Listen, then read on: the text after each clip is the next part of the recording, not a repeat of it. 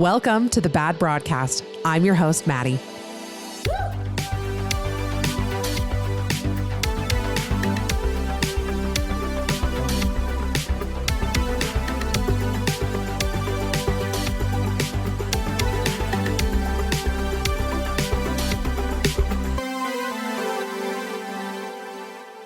Hello, everybody. Welcome back to a new episode of the Bad Broadcast. My name is Maddie Murphy West, and I am your host. I feel like I'm kind of progressively getting uglier in my YouTube videos. Not actually. I'm sorry. I used the U word. I didn't mean it like that. I just, when I first started filming, I'm like, oh, this is such a great excuse to like do a full beat every day, get a fit on, like do my hair. And now I'm realizing that that's kind of a pipe dream to do that every single time. So this is real. This is me. This is exactly where I'm supposed to be. But welcome back. Thank you guys for the feedback about last week's episode, the conversations you guys were having with me about being a working mom and feeling bad at every single thing you do ever. Like that's really kind of the reality of it. And honestly, like, you know what really gets me about mom guilt and just guilt as a woman really in general? Why? Like, why were we built this way? Why are we, I feel like no matter what a woman chooses to do, there is an element of guilt or shame or somebody telling you that you should be doing more or you should be doing less or you should be focusing on something else. Like, I don't know. It's the craziest. I'm not like reinventing the wheel here. Okay. I know that this is like a conversation we've been having for decades, maybe centuries. Just like the expectations of women. I mean, I see so much content of people being like, oh, I saw something that said I unfollowed somebody because they announced that they were pregnant. And I don't resonate with that content anymore. And I'm so pissed. Or when somebody gets engaged, like I just unfollow them because I know it's going to be wedding content. And just like the kind of like dance monkey energy that people give every woman, like unless the woman is there to like validate their experience or do what they are doing or I don't know, perform for them in some way. To be a woman is to perform. Wait, is that the phrase? To be a woman is to perform. Yeah, that's how it feels a lot of times. It's like the people who are moms, don't want to hear about your career. The people who are child free don't want to hear about your mom stuff. Like there's just, it's an impossible game. I have been stumbling upon quite a bit of like child free by choice content and people explaining like why they are child free. And it's actually like, I've really done some soul searching with it because this girl, I thought it was a really good video. She said, don't ask me why I choose to be child free unless you are ready to be offended, because I'm going to like say something about your life choices that I disagree with very heavily. And that will probably offend you. And you know what I did? I forced myself to listen to it. And because normally I would be like, okay, I'm just going to like steer clear because I don't want anything to like make me feel bad about my motherhood and whatever. It's already hard. I don't want anything else. But you know what? I made myself sit through it because I should consume content from people who disagree with me. I should be uncomfortable. I should listen to people's opinions that could change my mind. And you know what? I felt myself getting defensive. I was like, well, it's not like that really. And then I had to really go to the root of it and say, why are you reacting like this? She's saying that, whatever. I don't need to go into details about what she said, but she was like, my husband and I basically had conversations that we don't want to deal with this. And this is a huge part of having kids, like, something about it. And I was like, well, that's not always how it is. And I'm like, oh, I'm defensive because she's right. That is a really hard part of motherhood. And somebody should have the right to say, I don't really want to do that. That's not my vibe. And they can and should do that without me being defensive about it. Why am I insecure in my motherhood to the point of where I need other people who are child-free and who don't choose motherhood to validate what I chose? That's giving I'm the problem. It's me. Hi, I'm the problem. Great segue into something that happened about an hour ago. I'm recording this episode on Tuesday, August 26th. She would do a multiple of 13 to announce it. Anyway, August 26th, I'm recording. It's 1:22 p.m. I was going to show you my phone, but it's a picture of Coco, and I don't put Coco's face on the internet. Anyway, Taylor Swift and Travis Kelce got engaged. Listen, I know My non-Swiftie listeners are like, are you going to talk about Taylor Swift again? You know what? We're kind of in a Taylor Swift season. The football season's starting. It's the fall. We have a new album. Like, I'm sorry. I'm also inundated with Taylor Swift thoughts and content. So I feel like we just have to talk about it. It was the last thing I expected on this here Tuesday afternoon. I did not think that I was going to open my phone to see the most elaborate yet normal somehow engagement. Like, it really was just like him on one knee, them holding hands, and a shot of her ring. Don't get me wrong. I mean, that ring is $550,000. Okay. It's not, they're not like normal people in that way, but there is something refreshingly normal seeming about it. I know that that's just the way it was planned. I know that's the way it's supposed to look, but you know what? I fell for it. It felt normal. I liked it. I liked the little sundress and them just in this like flower. I'm acting like there's like one bouquet of roses. There's probably, tens of thousands of dollars of floral arrangements. But I liked it. And I did call it. I'm sorry. I continue to predict the Taylor Swift behavior, but I said it a few weeks ago. I said, I think they're engaged. I don't think she's going on a sports podcast for her boyfriend. Like that just, she doesn't strike me as somebody who would do that. But I do think that she was engaged to Joe Alwyn at one point. I think they probably got engaged maybe like 2020, 2021-ish. I'm trying to think of when they broke up. They broke up. It was like right before I went to Eras. That had to have been 2023, early 2023. Yeah. I think that they were engaged. I think that they broke it off, whatever. It's also crazy because I think that so many of us got so used to private Taylor, like not doing podcasts, not being super showy about her personal life. I think that none of us are in the groove yet of her being very public. Like, so the engagement post was crazy. I feel like we're going to get like wedding content. I feel like we're going to get a big wedding. I feel like we're going to get like I don't know about a People magazine spread, but I could see it in Vogue. I see a lot of discourse about Vogue. I'm not the one who knows anything about it. When people are like, I can't believe they feature celebrities. And I'm like, yeah, same. And in the back of my mind, I'm like, I thought that's always what they did.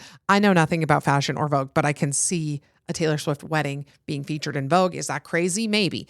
But anyway, I think we're going to get like a lot of stuff. I don't know. I think we're going to get a lot of football season appearances.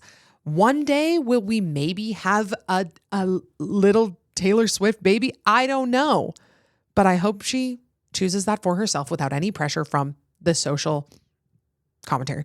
Okay. But yeah, I'm excited. I screamed. I texted every Swiftie that I know. I can't wait to see what unfolds. I did think for a time, I did not think that they were PR, but I didn't know if they were going to last. I felt like at the beginning, I was like, maybe this is like too much. It's like they're kind of experiencing like the thrill of this like super viral relationship. And like, what if when it boils down to it, like they just aren't each other's person, which I could totally see. But yeah, I'm happy. I'm happy that it went this way. And I feel like for those of us who have been Swifties since the beginning of time, like, the first time I heard our song, I was in my science class in 8th grade. So it was the beginning of the year. So I had to have been 12. I was almost 13 the first time I heard a Taylor Swift song. And it feels like I get sometimes kind of weirdly defensive of Taylor Swift. I try to be like objective, but at the end of the day, like I know last week I was talking about, I don't like the cash grabs. I don't like the, different variants of vinyls. I don't like that, there's all these different things about her as a celebrity that I'm like, I don't really love this. But like on a personal level, like there is something to the psychology of being a Taylor Swift fan where you feel very deeply defensive of her. And that's like, I understand when Swifties get really mad, like I get it. And I even heard from some people about my episode last week. And I'm like, it's weird because I'm trying to be objective and like critique this, but I also get it. I get like, there's this weird, if you will pardon my cringe, like there's this kind of like older sister thing happening where it feels like there's somebody who understands you. And then when people like bash it or shit talk it or say she's not good or say whatever, then it's like you feel this defensiveness. But like, obviously I'm an adult, I'm in my 30s. Like I can recognize like the cringe and the weird stuff that she does. But like, there's just this 13-year-old girl inside of me who felt understood by someone. And now I feel very deeply attached to her. So her getting married and like, I don't know. I like even talking about it. I'm like, I know that Swifties will understand what I'm saying, but I also understand how it sounds to people who don't like Taylor Swift. And also like, I feel like there's an element to being a Taylor Swift fan. And I think I've made this comparison before, but it's like, you kind of have to suspend the cringe. It's like getting into a fantasy book. Like when I was getting into ACOTAR, I'm like, this is like, come on, you guys. Like, this is not serious. Once you can kill the cringe, then you can like embrace it. Like you can embrace your kind of like inner theater kid who's like unafraid to just like love this kind of like corny millennial like fantasy thing. And I feel like Taylor Swift has that same element. And yeah, I need to reread ACOTAR actually. As I said that, I want to get back into it. I'm reading again. I'm reading a book. I'm reading Project Hail Mary. I really love it. Please don't send me any spoilers. Don't even send me like, oh, I loved the ending or like, oh, I hated this part. Are you halfway through? I hated that. Like, I feel like people don't understand that those are spoilers. Like when I was reading Fourth Wing for the first time, the people would send me things that they didn't think were spoilers. And I'm like, you understand that you telling me how you feel about a character is a spoiler because it's like, I mean, I won't get into it because I might say a spoiler and one of you might be reading Fourth Wing. So I'm not even going to say it, but people telling me that at the very beginning, I'm like, this is so annoying. So I don't even tell people when I'm reading a book anymore, but I'm not reading it for anybody who's concerned. Apparently, I don't know why so this is not a spoiler because I'm like just barely starting the book, but apparently you need to listen to Project Hail Mary. It's not a book that you read. Well, it's a book that you read and some people do, but everybody who has read it has recommended to me that you listen to it. So I'm just trusting them and I don't know why. But if you would like to join me on my quest through interstellar space, intergalactic, whatever, I'm reading Project Hail Mary. So please join me on this. I want to read it before the movie comes out. Okay, anyway, I'm getting off topic. Taylor Swift, I'm so happy. I screamed, I freaked out, I cried. I felt like a little sister looking at her icon, find the love of her life after, like, think about it. To put it in perspective, I mean, we have been listening to, let's see, I'm 31, 20 years of heartbreak, of deeply relatable, like, sometimes like plainly put, like I feel like a lot of Taylor Swift songs, like of course they're intricate and they're beautifully written and they're, wordy and they've got all these different, but sometimes I feel like she just describes things like very plainly in a way that like made sense to my little brain when I was 13, 14, 15. We've been listening to all this heartbreak and now we, the collective of the Swifterhood, are seeing her find this person that she's fantasized about, written about, talked about, dreamed about for 20 years. I mean, it's pretty huge. And I'm so happy. And I don't mind the football content. I mean, I get it. This is how I described it to somebody. I was talking to my older brothers about it because they're, they don't understand. They think she's cringe. They have that right. But I was telling them that like when you were growing up a Taylor Swift fan, like you and your fellow Swifties, like you kind of got it. Like you got her sense of humor. You understood what she was doing. You understood why she was the way she was. Like you just kind of got it. And then like she, I feel like Folklore and Evermore came out and then not that she wasn't like mainstream then, but like she really exploded in the last few years. I mean, she's on every TV screen every single day. I mean, it's not like, she's not like an A-list pop star. She's like one of the most famous people in the world. So anyway, I was telling my brothers, I'm like, it's like when you have a video game. I was putting it in their language. You have a video game that you love and you go to Comic-Con and you like love seeing people in those costumes and like it's your thing, like you love it. But then all of a sudden, all of these videos of Comic-Con are going viral and people are like, this is weird. Why are you dressing up as a character? Why are you so obsessed with a video game? Like when it's your own little like special interest and like just you and the people who understand it are the ones consuming it. It's not like you don't have to defend it, but then when it's blown up on like a worldwide scale, then you're like, no, like, but you guys don't get it. Like you don't see it from the perspective that I like. That's how it feels sometimes when, the NFL is posting about Taylor Swift and you're like, and people in the comments are like, she's so cringe. I know, but you don't get it. There's a getting it to Taylor Swift that some people just don't have. Okay. But yeah, football season. I did have a few questions come up about if I'm going to do a fantasy football, a bad broadcast fantasy football league. I don't think I'm going to do it this year. I did love it last year. It was really fun.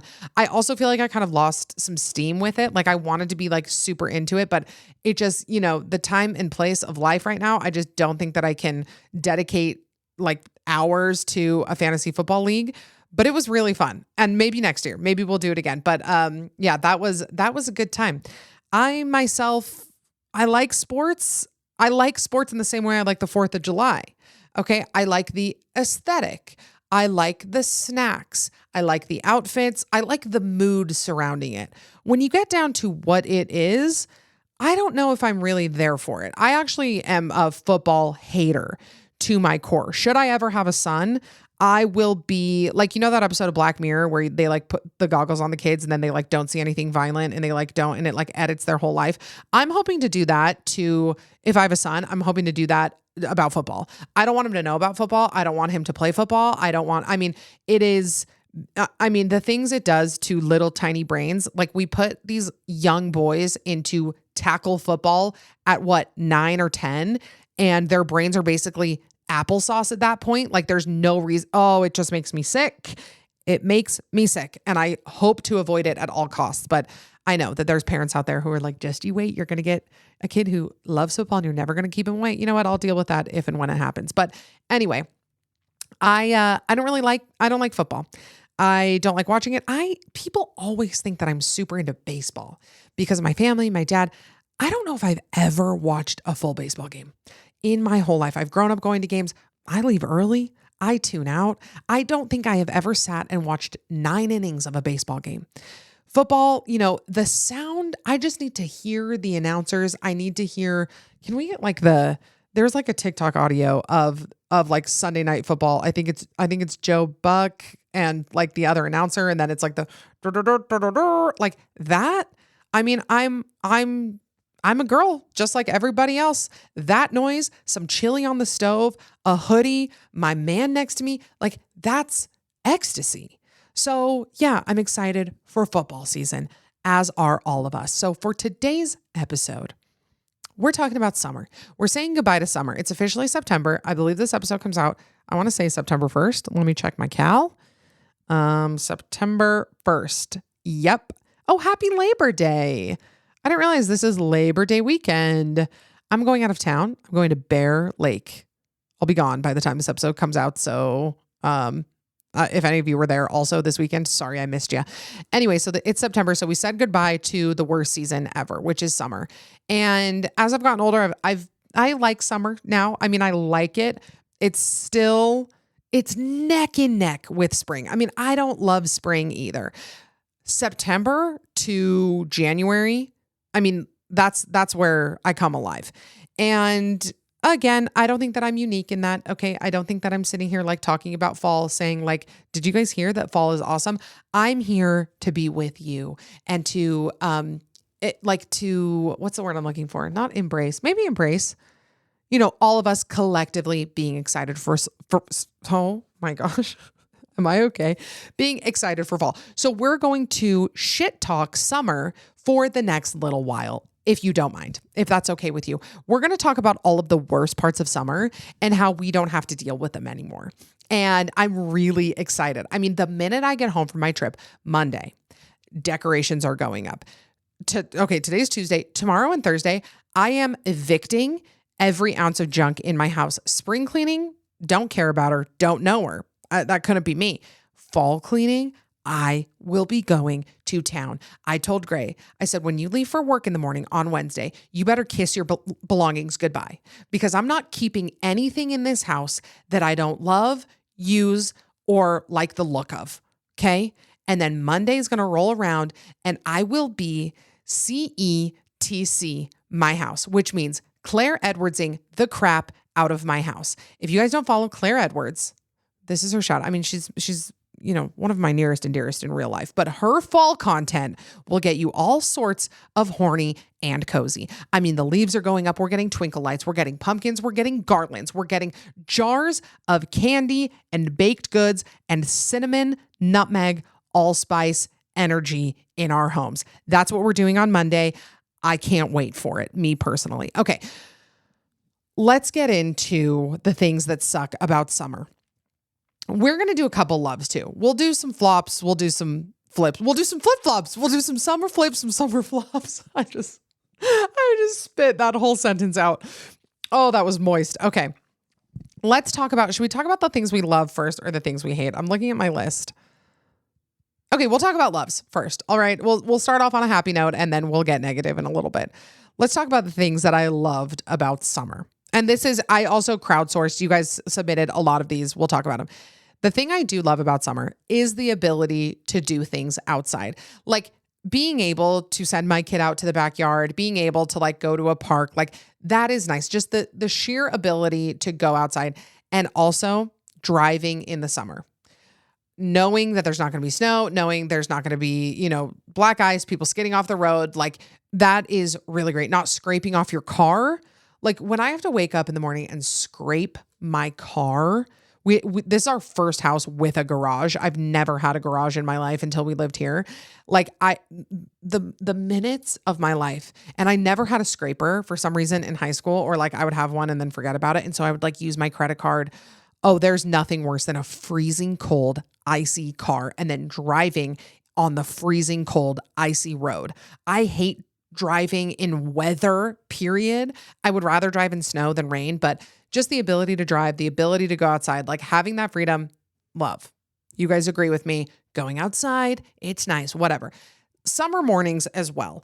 A warm morning. I've always been a morning person. It's weird. I've like always been a morning person, and then I had a kid and now suddenly I'm like, no, I've always slept until 9. I've never slept until 9. I've always been like a 6:45, 7 a.m. girl. And that time of the day in the summer, we're about to hit the peak in about 8 days. Okay. Like September 7th to September 24th. Those are the best mornings. If I could bottle that up and inject it directly into my veins, I would. Those are the best mornings. You can sit outside. You can drink your hot coffee. You can let your kid run around. You need like maybe a light sweater. I don't know what Cheryl was talking about in Miss Congeniality when she said April 25th, because I actually think that the perfect date is like September, I almost said 11th, September 12th. Sorry. That's like perfect weather for me. So I love a summer morning. I love an early fall morning even more. The evenings in summer, I mean, like with kids, it's pretty magical. I mean, they're running around. We've done s'mores a couple of times. Let me think of how many times we've done s'mores. Once. We've done s'mores. We've done like fires, like running around, seeing your kids run around in the summer evening is pretty great. Okay. And you don't get that in winter. I also am all for, and you guys, a lot of you guys said this, summer fruits and veggies. I love a peach. I love a late summer tomato. I love a summer squash. What else is, let's look up what's seasonal summer. Let's see, seasonal fruits, summer. Oh, wait, summer. Okay, let's see. Okay, Bear. Cherries. Except, have you guys seen the price of cherries? I've mentioned the price of cherries so much to my friends that Ash had to ask me if everything was okay at home, because I like every time I go to the store, I'm like, are you guys seeing this price? I mean, you have to go to Costco for them, because if you go to the regular grocery store, they're $17 a pound, and I'm not joking. But yeah, a lot of stone fruit comes out to play in the summer. Cherries, plums, nectarines. Had a honeydew the other day on purpose. Like I cut a melon and it wasn't even just like the filler in a salad. I ate it on purpose and it was so good. Watermelon, hit or miss for me. A little sandy watermelon. How about people who are buying seeded watermelons still? It's a cry for help. Avocado, grape. Okay. Seasonal fruits and veggies. We love to see it in summer. Okay. Farmers markets go hand in hand. Farmers markets are either like the most magical thing in the world, or they make you want to throw yourself in traffic. There's no in between. Okay. It's either the best morning of your life to walk around, you get a little sticky bun, you get some fresh pasta, fresh veggies, or it's so packed. Like Utah, we have like 3 really good farmers markets. And so they're packed to the brim every single time. Like there's no breathing room, and it's not good. So I don't go to them often, but we did have one farmers market run this summer that was like seriously incredible. Farmers markets, and splash pads. Let's talk about splash pads. I am team splash pad. A lot of you guys said that you don't like them. I do, because I don't have to get wet and I don't have to worry about a floaty. I do wish many more of them had fences. Okay, why are they not like completely enclosed? If I could just, if I could put a baby gate up around like one little fountain, the things I would get done, because Coco would just sit on the floor and just, watch that fountain go up and down. She also chugs pool water. I don't know if anybody else struggles with that with their child, but if there's a dirty body of water, Coco's already drinking it. I'm shocked she doesn't have giardia. She drank a puddle of water off of the floor at Coconut Cove today, which is just basically, it's hand, foot, and mouth and like 3 slides. That's all Coconut Cove is. And she drank the water off the floor. It dripped off of the water fountain. I swear I looked away for less than 10 seconds and her mouth was on the floor. I don't know what's going to happen. I don't, that part of, or I think it's actually a deleted scene of Bridesmaids where the little kid eats the birth control and she's like, something's going to happen to your body. I don't know what. And that's how I feel every time Coco puts anything in her mouth. Something's going to happen to your body. I'm not sure what. I'll take care of you, but like some of it, I just can't stop. She drinks, I can't have a water table in my yard because she drinks it. Okay. Those are really the only things that I love about summer. And they're a big maybe. They're not even really that, I really don't love them that much. Okay. Now let's talk about the things that I hate about summer. The number one answer, of course, from everybody is the heat. And you know what? Our planet's on fire. And I will never understand people who think it's just simply not, because it is. And I know that whatever, it's hot and people are going to be like, oh, so you think climate change is real just because it was hot in the summer? No, I think climate change is real because of science. But I also just want to mention that while we are sweating our dicks off throughout the summertime, our planet's also getting warmer just all around. So we're not in a great position, those of us who hate to sweat. I want to solve climate change simply because I don't want my thighs sticking together. I want to solve climate change for a lot of reasons, because, safety, and I would like to leave the world better than I found it for my children and my children's children, but mostly because I would like my hair to stay straight when I walk outside and not curl immediately against the nape of my neck, because it is, I almost said Mount Rushmore. What's the waterfall? What's that giant waterfall? What is it called? On the border of Canada, maybe? You guys, Niagara Falls. On the back of my neck. I would like that to not happen. That's just me though. And all of us hate sweating, and all of us hate the heat, and all of us hate babies overheating. Okay. I didn't know how hard it was to keep a baby cool. I had no idea, because they're not paying attention. I don't know how they don't care, but like my kid will sprint. She'll do wind sprints in the yard in 105-degree heat. She's not thinking about water. She's not thinking about sweat. Like, to have to keep a baby from overheating is probably the thing I wish somebody would have told me before I had a kid. Like, there's a lot of stuff that you're like, oh yeah, you don't sleep, they poop, whatever. But not letting your baby overheat was one I was not prepared for, especially last year. Now it's a little easier because she's older. Obviously, she'll be 2 at the end of the year. But last year when she was, was that 7 months old? I had literally no idea how I was supposed to keep her cool. Like, she's in a stroller all day walking around. Like, they need to make, I just found my next business idea. They need to make a car seat with like ventilation in the back that you can like insert a fan in. So you can like put it in and it will ventilate them from the back. Because you can put a fan on them, but it just doesn't work. Okay, so the heat, we're all in agreement. It's the worst. Sitting in a hot car, or like a lot of people are like, yeah, but I like when there's like a lot of air conditioning somewhere and then you walk outside and it's warm. It's fun for maybe 10 seconds. Like, I went to Phoenix one time. I don't know why that was so hard to get out. I went to Phoenix one time and I went to a movie, and then it's like, ice cold inside the theater. And you walk outside and you're like, oh, it's so warm and toasty. And then you're sweating less than 10 seconds. Like, it's fun initially. I get it. But past that, it's not worth it. How are you guys doing it in Arizona? In St. George, in like Vegas, how are you guys alive? I feel like it is kind of our winter where it's like those are our months that like we don't go outside. Like I can't just let my kids run around outside. I feel like Arizona has that, but with heat. Like in summer, you must just not go outside. How do you pay for air conditioning there? Like how, I don't know. I don't know how Arizona people are doing it. Okay. Oh, I put on here hot cars, and with that, melted chapstick. When I go to squeeze my Aquaphor and it is molten lava, day ruined, life ruined. I can't come back from that. Any store. How about when you get a brand new lipstick? Oh, and you accidentally leave it in the car, and then you just have like a bloody mess the next time you try to open it.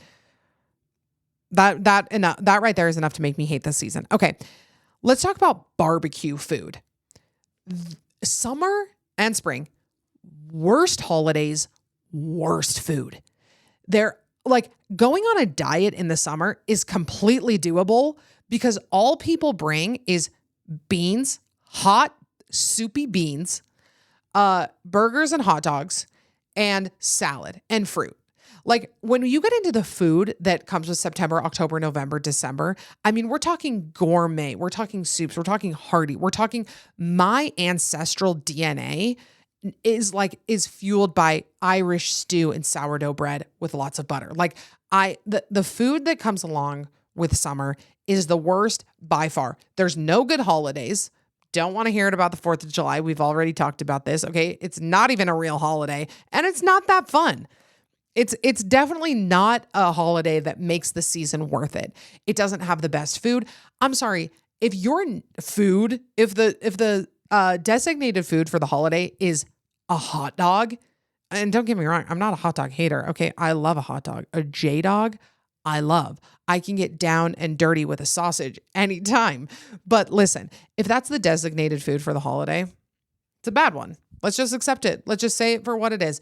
I get it. Fireworks are cool for about 10 seconds. And then, maybe somebody makes a strawberry and blueberry themed dessert with a flag on it. But the food in the summer is the worst. As I just said that I love like seasonal fruits and veggies. I like to cook in the summer. Okay. I like a summer pasta, a summer salad. Sure. But like the summer foods, you ask somebody what a summer food is, they're going to say a hot dog. And a hot dog is just one of those things that like, I don't need to hear about it. I don't need to hear what's in it. I remember the Unwrapped recipe. Do you guys remember the Unwrapped episode where they went into detail of like what was in a hot dog? I don't need to know that. It's never changed my mind on if I've eaten something. Like never has like an ingredient list or like a calorie count ever stopped me from eating something that I really want to eat. Like I try not to eat it, but like if I'm craving it, I mean, you can't stop me. Like I seriously feel like when it's late at night and I get the munchies, like there's no stopping me. Do you want to know what I drank the other day? Tiki punch from Shasta. Let me read to you Tiki punch ingredients. Let me tell you what's in it. Okay, wait. I got to look up Shasta because this thinks I'm looking up a cocktail. Shasta. Carbonated water, high fructose corn syrup, red 40, citric acid, and sucralose. That's it. You may as well take a diabetic coma and just put it in a can and give it to me. And you know what? I drank it and it was delicious. Okay, but never again. So where was I even going with that? Oh, with hot dogs. Okay, yeah. So if that's the holidays food, I don't want to hear it. It's not good. It's out. Barbecue food. Like think of like a football game food. Think of that compared to like a barbecue. You're telling me that you want to take the football season spread over a hot dog and a slice of soggy watermelon? That's what I thought. Okay, another hate. Public pools. We have a neighborhood pool here. It's one big Band-Aid. I mean, it's lukewarm also. Like if you're going to be a public pool, you better be a little bit chilly. I don't want to get in a tepid. Oh, it makes me sick to actually think about our neighborhood pool. It's a little bit cloudy. And you guys, I already told you, you guys know Coco's drinking it. I can't even put her in it because it will go directly in her mouth. And I don't even want to know. Like, and there's always like a group of like 13-year-old boys there. I can't even think about it. I don't even want to consider what I have gotten. And I mean, I got in that pool twice this summer, and I don't know if I can ever do it again. It needs to be cold. It needs to be so chlorinated that like the minute I'm getting out, I'm cracking from the dryness. Like that's how much chlorine I need to be in it, or salt or whatever to keep it. I don't know. I don't know what keeps it clean, but I need it. I need more of it, and I need it to be ice cold. I like a public hot tub. I mean, I'll do it. Like if like my family all gets together, like we do this thing every Christmas where we go to the hotel or we go to the Little America in Salt Lake and we all swim and whatever. Like I'll do it. Okay. I'll get in, I'll plug my nose and deal with it. But like, if I have the choice, I'm not getting in a public pool. And, I think that's really all that I need to say on the matter. Okay. This next one's kind of a hot take. Okay. I don't like how light it stays. Like how light it is at 9 p.m. I don't like it. I want it to get dark at 7. And then I want it to get light in the morning at like 7:30. I don't want it to be light at 5 a.m. and then stay light till 9:30. I don't like it. I don't even turn the lights on in my house for that long. Why would I ever need that much sunlight ever? So again, that might be hot, but I don't like it. I also think that my kid wakes up more when it's lighter. Okay. She sees one little pinpoint through her stupid little blackout curtains, and then she's awake. Like I need it to stay darker. Okay. So those are my hates. I know a lot of you guys share them. But we also have a couple voicemails that I would like to get to. And as I'm doing this, I realized I forgot to connect this to, Bluetooth. I got to connect the Bluetooth to my recording thing so you guys can hear it. Okay. I just did it. Let's turn up the Bluetooth here. Perfect. Okay. Let's listen to these voicemails. Okay, don't use, sorry, now I'm gonna have to use, okay, okay, here we go. Is it playing? Oh my gosh, this is so annoying. I'm so sorry. Hold on.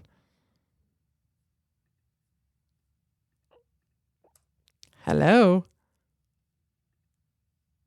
There we go. Okay, something that I absolutely love about summer is we're constantly on the go. My car is always loaded. I've got the bog bag, I've got the cooler, I've got the wagon, the life jackets, the towels, the kayaks, anything that we're going to do, whether it's the lake, the beach, the boat, the pool, all the things. I love constantly being on the go and doing all the fun outdoor summery things. But what I hate the absolute most is coming home and having to unload my car. The nasty, like, sogginess of towels and just the gross food from the cooler and the sand that gets everywhere. Like, I hate it and despise that so much that sometimes it makes me not want to go anywhere. But I'm type B and we just are always on the go. So that will never change. But I still hate the unloading, the unpacking from family trips, travels, and just the day-to-day on the go because I refuse to be at home in the summer. I gotta know if you agree. This is my girl, Marin. Okay. If you guys don't follow Marin Lindley, yeah, it's my claim to fame. She listens to the podcast. I love her. Okay. She's fab. Marin, what do you mean you have a kayak in your car at all times? What are you talking about? I can't relate to that. I feel like I'm usually pretty packed up, but like, tell me why. Tell me why. Look me in the eyes and tell me, why can I not stay organized? How come there are people out there who, and I know I'm going to get some message, you have ADHD. I don't have ADHD, at least not to my knowledge. I think I have ADHD tendencies, but I don't actually have it. And I have talked about this before, thought I had it a couple years ago, took Adderall, got weird with it, got off the Adderall. I was like, I don't think I have this. But anyway, how do people stay organized? Like, how do people stay on top of things? How do people stay? Like, I seriously feel like I'm barely, like, I have to set aside 2 days this week to clean because I don't understand how people just like clean as they go. Like, and I don't even feel like I'm crazy, like messy or anything. It's just like, I don't understand. And so I'm with you that like, why, like the amount of gear that summer takes is debilitating because it's so much laundry. It's so much unpacking. It's so much repacking. It's so much, like I change her clothes and I put those in the bag and then I forget about those clothes and then they don't fit her 2 weeks later. Like there's just so much stuff, but I do get the ability to be on the go. Like we said, that one's good. I'm here for it. Hi, Maddie. Okay, so I don't have many loves for summertime just because I'm feeling a little bit rageful lately. Great. But I will give you some of my hates. I hate how everybody at the beginning of summer is like, oh, I can't wait to go to the splash pad. I can't wait to go to the beach. I can't wait to do this. We need to have a play date. We need to do this. And then nobody ever does it. Nobody ever plans it. Could that partially be on me? Maybe.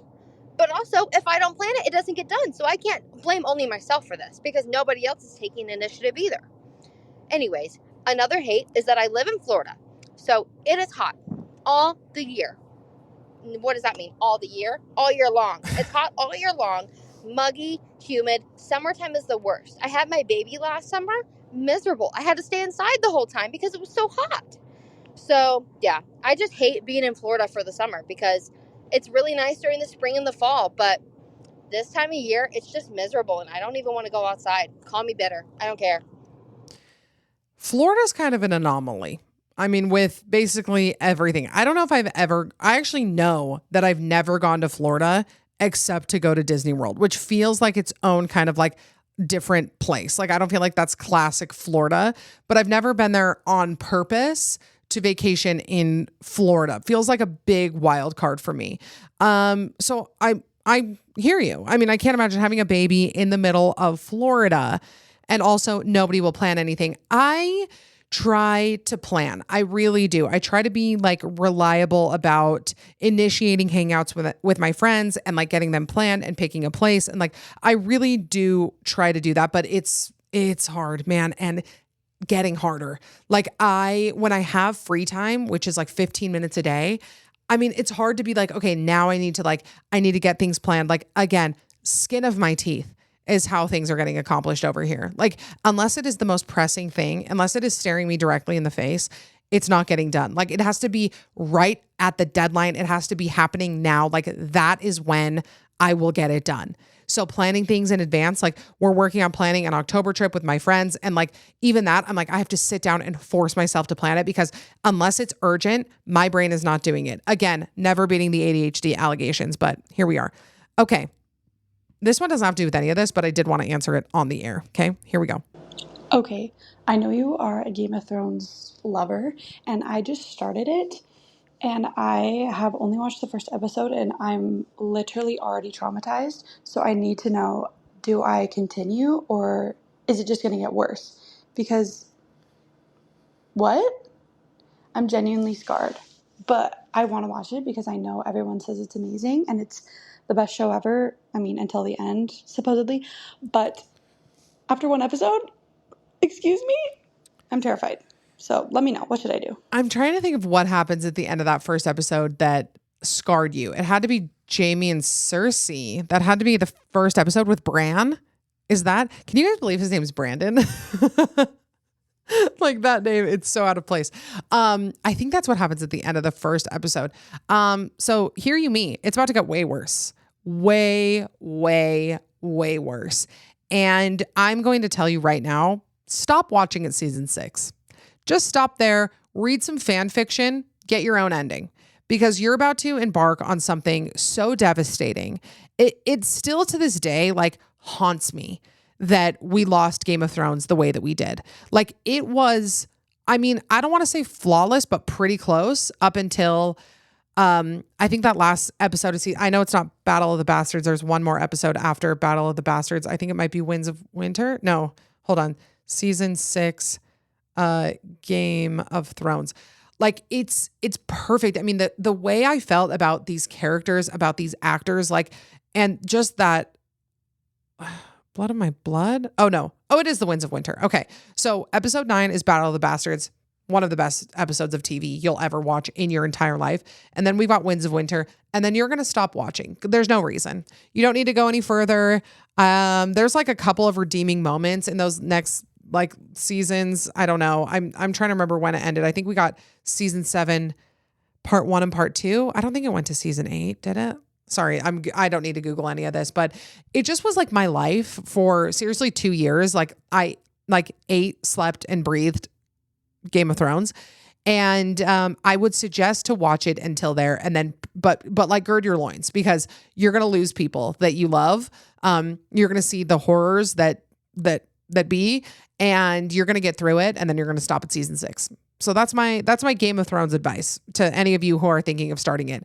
I might give it a rewatch now that I'm talking about it. I miss them. I miss the innocence I had before season 7, you know? I miss that. All right. Well, thanks for chit-chatting today, you guys. I love to talk about things that bring me joy and things that bring me rage, and also the things that we share collectively in our girlhood, such as loving fall, loving Taylor Swift, hating our thighs being sweaty, and missing Jon Snow. Okay. I love you. I'll see you guys next week. I have a special episode next week. I have an interview next week. Actually, I'm very, very, very excited about.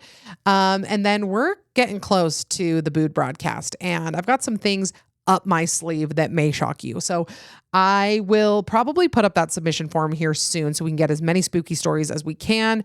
And I love you all so dearly. Remember to subscribe, rate, review. I will see you guys next week. Be safe, be kind, be hot. I love you. Bye. Woo!